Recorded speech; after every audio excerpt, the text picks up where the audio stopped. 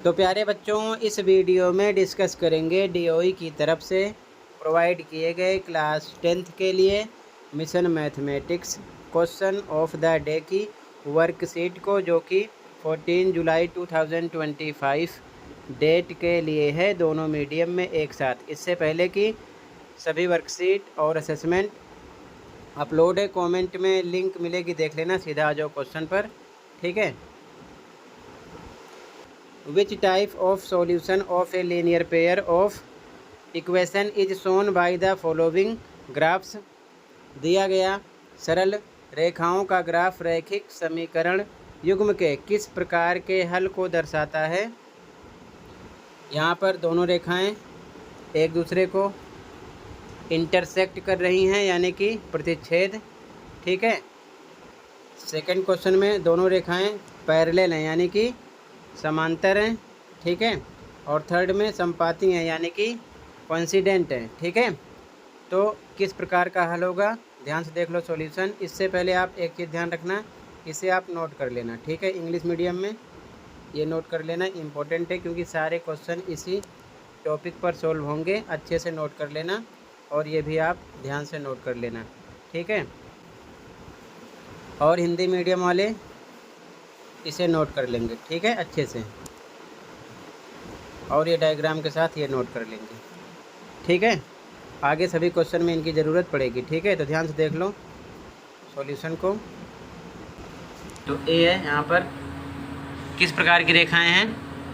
ये दो रेखाएं एक दूसरे को इंटरसेक्ट कर रही हैं, यानी कि प्रतिच्छेद कर रही हैं, ठीक है ना, काट रही हैं। तो यहाँ पर क्या कंडीशन लिखोगे, ध्यान से देखो। अब देखो कैसे भी काटें, इधर काट सकती हैं, ऊपर काट सकती हैं। कुल मिला के दोनों रेखाएं एक दूसरे को प्रतिच्छेद करें, यानी कि काटें। तो क्या लिखोगे सॉल्यूशन, देखो ध्यान से। फर्स्ट में लिखोगे आंसर ए, हिंदी मीडियम में लिखेंगे दोनों रेखाएं एक दूसरे को प्रतिच्छेद करती हैं, अतः रैखिक समीकरण युग्म के अद्वितीय हल अथवा केवल एक हल है, ठीक है ना।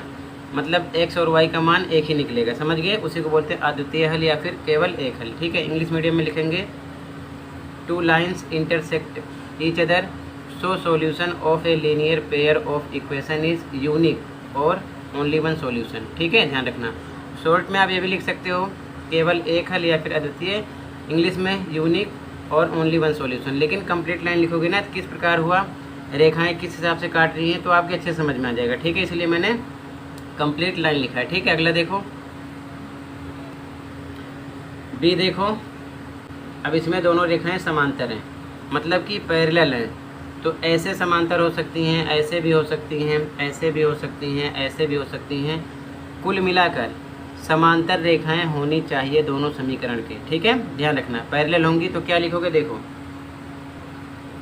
आंसर बी, दोनों रेखाएं एक दूसरे के समांतर हैं, अतः रैखिक समीकरण युग्म के कोई हल नहीं है, ठीक है। इंग्लिश मीडियम में लिखोगे two lines are parallel to each other, so the solution of a linear pair of equation has no solution.